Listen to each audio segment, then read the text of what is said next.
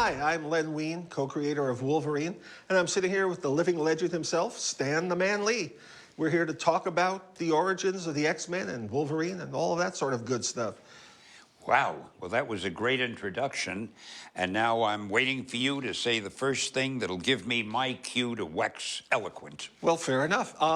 None of us would be here at all if you and Jack Kirby had not created the X-Men and did handle those first bunch of issues. Tell us how that came about. I had been doing so many superheroes and getting superpowers, you know, a guy who was the strongest character on Earth, and somebody who could fly, and somebody who could stretch his body, and so forth. The toughest thing is coming up, as you know, with new superpowers. So one day I decided to take the cowardly way out. I figured instead of having to explain their origins and how they got their powers, I'd make up a lot of crazy powers and say they were born that way. They were mutants. No explanation needed, no being struck by lightning or bitten by a radioactive weasel or anything, just they got a power. And lo, the X-Men were born. And that's it. And I have never been more dull in my life. Well, did you work closely with Jack? You had on so many other projects. Couldn't have done it without Jack. Jack was the most imaginative person I have ever known. He was not only an artist, but he was a storyteller. And he told the stories visually through his drawings. And for example, when we first created the X-Men, and I said, I want them to be at a school, we'll have a professor. The name of the professor will be Professor Xavier, because I'm so corny. I said, that'll tie in with the X of X-Men. And Professor Xavier teaches them how to handle their superpowers and everything. And Jack brought in the first few pages, and they're all fighting each other, which is a wonderful way to start a story. But I said, what are they fighting about? And he said, no, they're exercising. I decided they should have a room where they exercise. I thought that was great, so we decided to call it the Danger Room. But I never would have done that unless Jack had given me those drawings, you know? So he was the greatest collaborator you could ever have. Now, as I recall, you had a shorter run on X-Men probably than any of the other books that you and Jack did together. You did Thor for years, the FF for 100 issues. Why did you leave the X-Men book? I can't remember completely, but I think what happened was we never thought the X-Men book was quite as important as the others. Jack only had time to do so many. He was doing the FF and Thor and I think the Hulk or whatever. So I finally got another artist to do the X-Men, and somehow I wasn't as happy working with the other artist, but the book was still selling well enough to keep it going, so I stopped writing it, got another writer, and the book kept going, and I turned my attention to other things, and that's really what happened. And it didn't sell quite as well until a new group took it over, and I wouldn't be surprised if you were part of that new group. Oh, segues. I love segues. That's some segue, huh?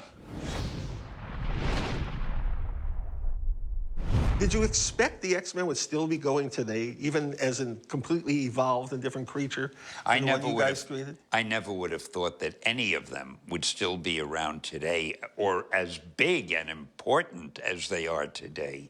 That's really the most amazing thing of all, and the most gratifying thing, of course, and only because the people who took over the writing and the drawing later did such a great job that they not only kept the strips going, but they improved on them as they went along by making up characters like, oh, shall we say, Wolverine? Wolverine actually was not created initially to be one of the X-Men. That's the weird Really? part. I didn't know that. No, I created Wolverine for the Hulk. For give him somebody to fight, because God knows you have 12 How issues could a the year. Hulk fight Wolverine? He could step on him and crush him. Except he's indestructible. Oh, Wolverine. that's right. That's right. That's how you play it. Wow. But no, he became part of the X-Men because there was all that scuttlebutt going around about reviving the X-Men as the international superhero group. So I figured, oh, a Canadian, let's make him a mutant. One of the things that's always sort of bothered me about the X-Men, and I don't think you intended it, but it became the situation, is that your whole idea of, well, if I just make a mutant so I don't have to come up with origins, everyone started to do that. It was simply, I'm a mutant. Okay, that's one panel, we're done, now let's do a story.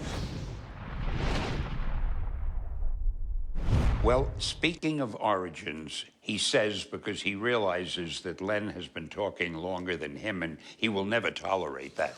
So speaking of origins, I think that the origin that you gave Wolverine is one of the most brilliant origins ever, and one of the most provocative and mystifying, and it kept the readers on the edge of their seats for I don't know how many years, wondering how did it happen, what happened up in Canada, and I mean, it was just wonderful the way Wolverine almost single-handedly kept people fascinated by that book.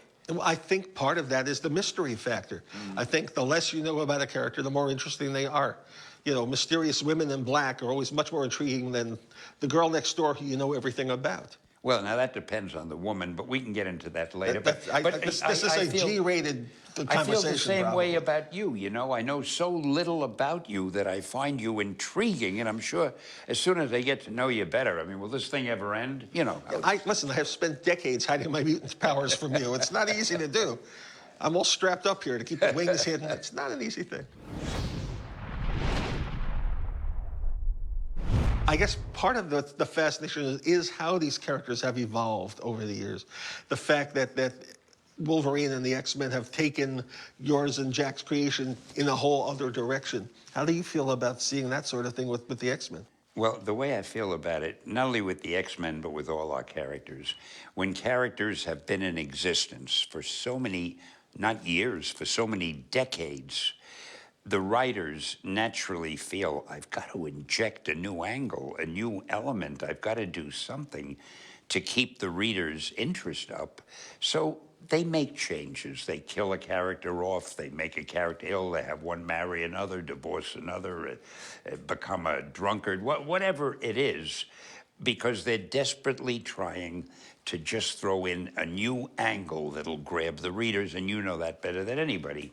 So I never object to the changes that are made. First of all, I'm not in a position to object. But secondly, because I understand why they make them. And I'd probably, and you'd probably do the same thing. If you were writing the same group of characters year after year, you'd have to say to yourself, I gotta put some surprises in here and some new twists. Now I think I've spoken as long as your longest speech, so I feel better, and now I'll stop and take a break. You're timing this, aren't you? It's sad. I think there is that element. There's always a natural evolution. I get the question. I'm sure you've gotten it. How you feel about do you feel proprietary towards the characters? No, I really don't.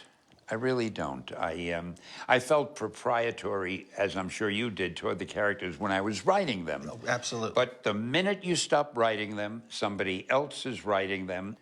And if that somebody doesn't have the freedom to write it the way he or she wants to, then it isn't fair. It isn't right. No, I don't really have a proprietary feeling about it. I think we share that. I'm sort of the same way. People ask me that, and I go, I have taken over other people's characters and done things, many of them yours, in fact. Yeah, and I've been meaning to talk to you about that. Probably not on camera, this is not. But, but you have to allow the fact that these things are, I think you once put it, modern mythos. Mm-hmm. It's the legends and the campfire stories of today, and they evolve and grow. They have to. They have to become something new constantly. And since I've had my hands on other people's pies, I don't think it's fair of me to feel no one else has the right to do that with my characters. And I think that's a very honest attitude. You talked earlier about somebody doing a book for years and years and years. I've never done that. I think my longest run on a book was 5 years on the Hulk. It was probably the longest I ever stuck with anything. You have the Fantastic Four, you went on for years. Chris Claremont, when he took over the X-Men for me, I think did it for like 17 years. 17 years? Yeah, I think he told 3 different stories at least in the course of it. Oh my gosh. But I found it amazing. Chris Chris was one of my editorial assistants when I was editor-in-chief during the year and a half I had the turn at bat. And I was writing several books a month, and I discovered I really couldn't do that and be editor-in-chief. You discover that yourself. You have to start letting go of things. And Chris had a little desk outside of the editor-in-chief's office where he would do proofreading, whatever. And I started having a conversation one day about having to give up a book. I was doing the Hulk as well, and I think Spidey, and I was doing the X-Men. I said, something's got to go. I can't do this many books and still run the company, sort of. And suddenly from outside, this little voice piped up, me, I'll take over the X-Men. I'll do it like a windmill, the arm waving like crazy to get my attention. I'll take it. And I saw such enthusiasm and such, anybody that passionate, they get a shot. So I gave the book to Chris, and he stayed for 17 years. We couldn't get him off of it. Crowbars, nothing. We couldn't get him. I didn't realize it was that long. Wow. And he did a great job. He did. The X-Men, everybody who did the X-Men did a great job. Maybe they're easy to write. Maybe I shouldn't be so impressed. I don't know. They may be a very easy group to write. Well, if that's true. I'm only kidding. I'm aware.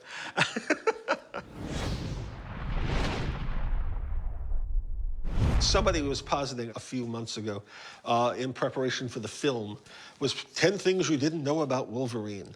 And one of those 10 things was that I had originally intended for Wolverine to be a mutated Wolverine. Not a human being with Wolverine-like powers, but a Wolverine who was evolved by the High Evolutionary. You remember him? If somebody said that in a blog, it has to be true. Really?